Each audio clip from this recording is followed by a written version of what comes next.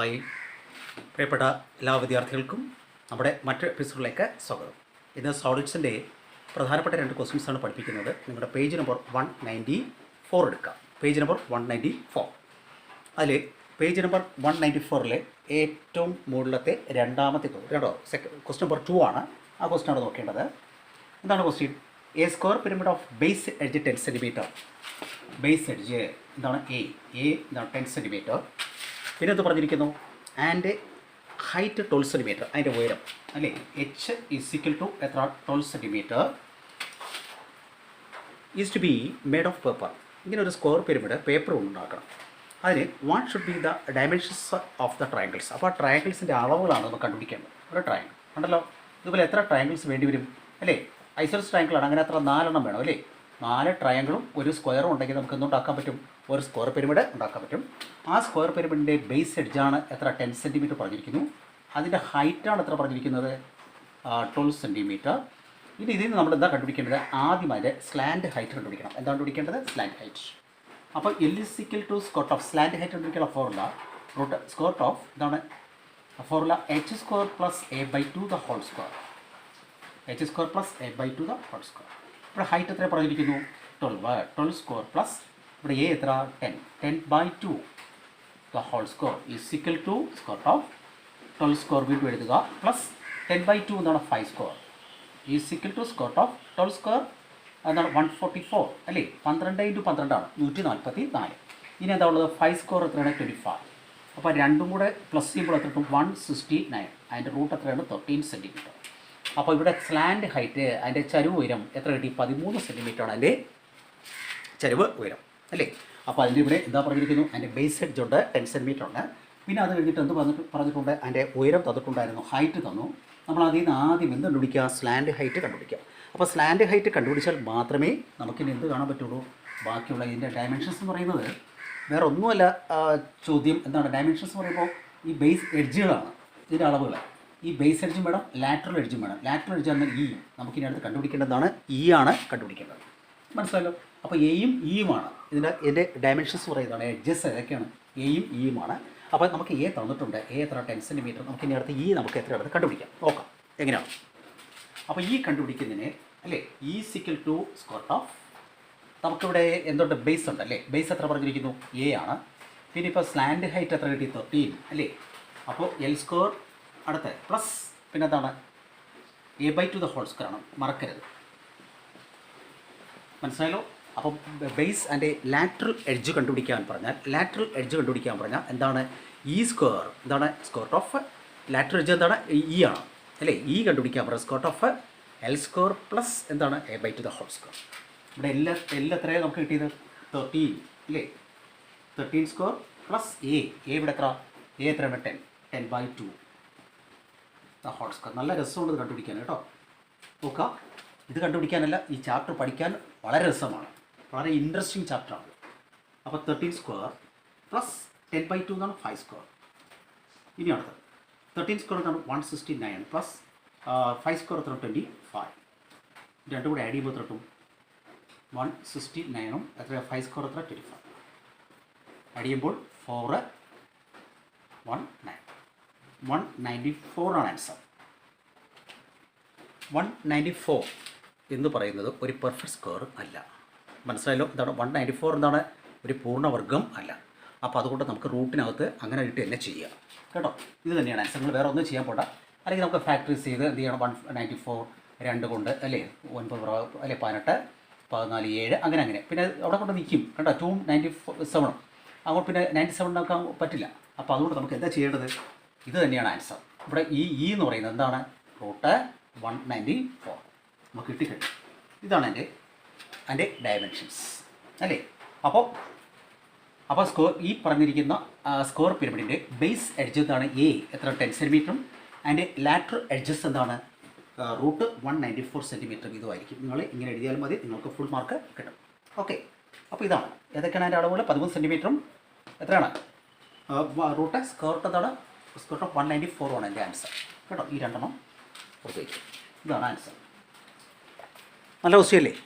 എളുപ്പമല്ലേ? ഇനി അടുത്ത ക്വസ്റ്റ്യൻ നോക്കാം.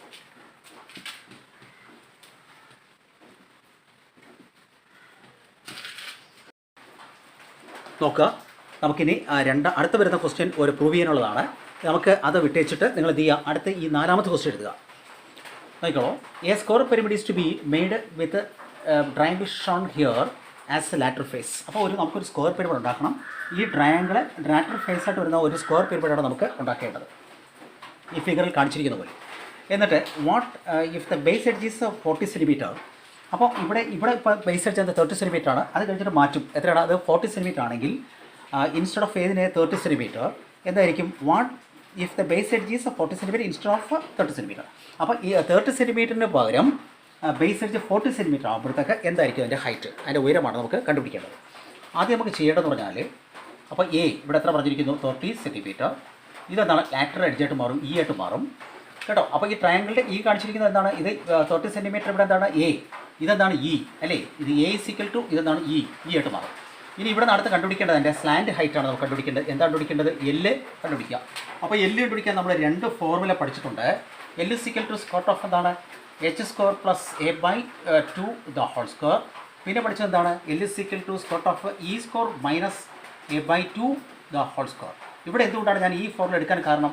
ഇവിടെ എയും ഇയും ഉള്ളതുകൊണ്ട് നമുക്ക് എല്ല് കണ്ടുപിടിക്കാൻ എളുപ്പമുണ്ട്. മനസ്സിലായോ?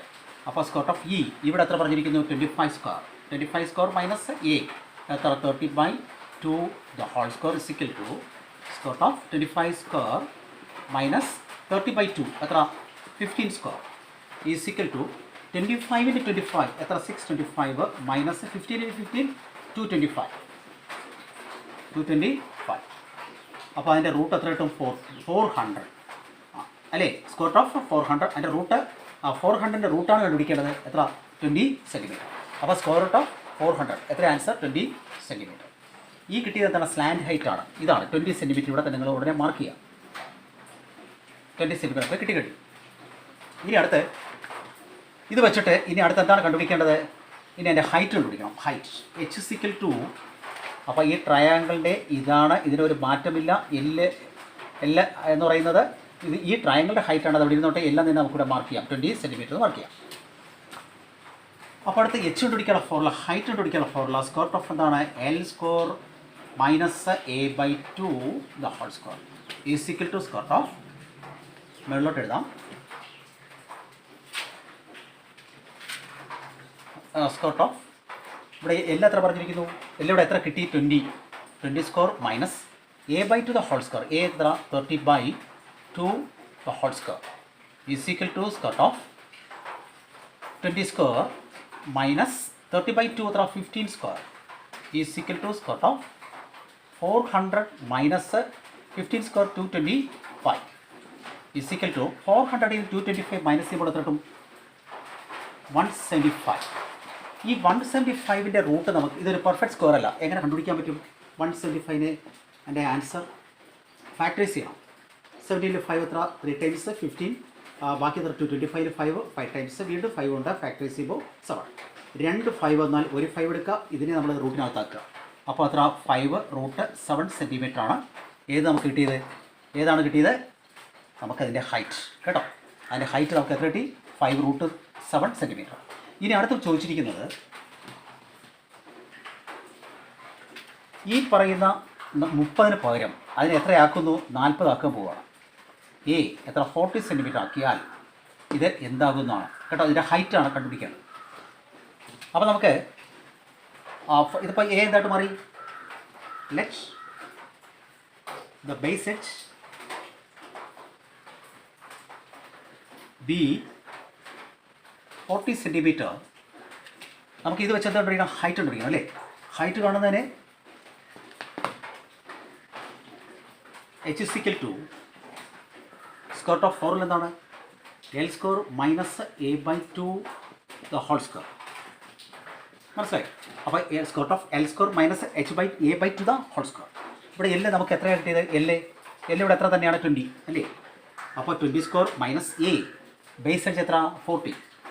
നമ്മൾ നേരത്തെ നമ്മൾ ചെയ്ത എത്ര? 30 വെച്ചിട്ടാണ്. ഇപ്പോൾ ചെയ്യുന്നത് എന്താണ്? 40/2 the whole square is equal to square of 20 square minus 40/2 എത്ര? അതും 20 തന്നെ അല്ലേ? 20 സ്ക്വയർ. അപ്പോൾ 20 സ്ക്വയർ എത്ര? 400 മൈനസ് ഇവിടെ 20 സ്ക്വയർ എത്ര? 400. അപ്പോൾ നമുക്കിവിടുത്തെ ആൻസർ എത്ര കിട്ടുന്നത്? 0 അല്ലേ കിട്ടുന്നത്? 0. ഇവിടെ എന്താ കിട്ടും? ആൻസർ 0 ആണ് കിട്ടുക. മനസ്സിലായോ? അപ്പം അങ്ങനെ ആകുമ്പോഴത്തേക്ക് എന്താണ് ചോദിച്ചിരിക്കുന്നത്? അങ്ങനെ ബേസ് എഡ്ജ് ആയാൽ അതിൻ്റെ ഹൈറ്റ് നമുക്ക് കണ്ടുപിടിക്കാൻ പറ്റുമോ എന്നാണ് ക്വസ്റ്റ്യൻ അല്ലേ?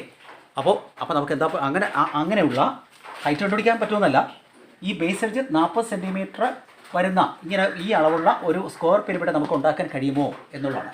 അപ്പോൾ നമുക്ക് എന്താ പറയേണ്ടത്? പറ്റില്ല അല്ലേ? അതിന് സാധ്യമല്ല. ഇറ്റ് ഈസ് എന്താണ്? ഇമ്പോസിബിൾ അല്ലേ? എന്താണ് ചെയ്യേണ്ടത്? It is impossible.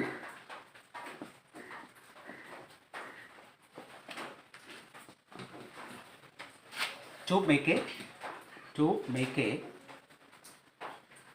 square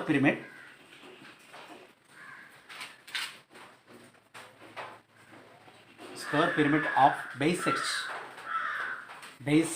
edge എത്രയുള്ള 40 centimetre. മനസ്സിലായല്ലോ? പിടികിട്ടി? ഇപ്പോൾ 2 ക്വസ്റ്റ്യൻ പഠിപ്പിച്ചിട്ടുണ്ട്. നിങ്ങൾക്ക് ഇപ്പോൾ ഏറെക്കുറെയൊക്കെ മനസ്സിലായി വിശ്വസിക്കുന്നുണ്ട്. ഇപ്പോൾ ഇന്ന് ഞാൻ ഇതും ഒരു ഫ്രെയിം വർക്കാണ്, വെറുതെ ഒന്ന് ഇട്ടെന്നേ ഉള്ളൂ. നിങ്ങൾ എന്നാലും സീരിയസ് ആയിട്ട് നിങ്ങൾ പഠിക്കുക. ഞാൻ വെറുതെ ഇട്ടതാണ്. നിങ്ങൾക്ക് എന്തായാലും ശരി, അടുത്ത വരുന്ന പരീക്ഷയ്ക്കുള്ള ക്വസ്റ്റ്യൻസൊക്കെ ഞാൻ സെലക്ട് ചെയ്തിട്ട് എന്ത് ചെയ്യും, വരുന്ന എപ്പിസോഡിൽ അത് തരുന്നതാണ്. അപ്പോൾ അതുകൊണ്ട് വേറെ ടെൻഷനൊന്നും വേണ്ട. അപ്പോൾ ഇന്ന് ഈ പഠിപ്പിച്ച ക്വസ്റ്റ്യൻസ് 2 ക്വസ്റ്റ്യൻ പഠിപ്പിച്ചിട്ടുള്ളൂ. അത് നിങ്ങൾക്ക് 2 നന്നായിട്ട് മനസ്സിലായി വിശ്വസിക്കുന്നു. ഓക്കെ, നമുക്ക് വീണ്ടും കാണാം.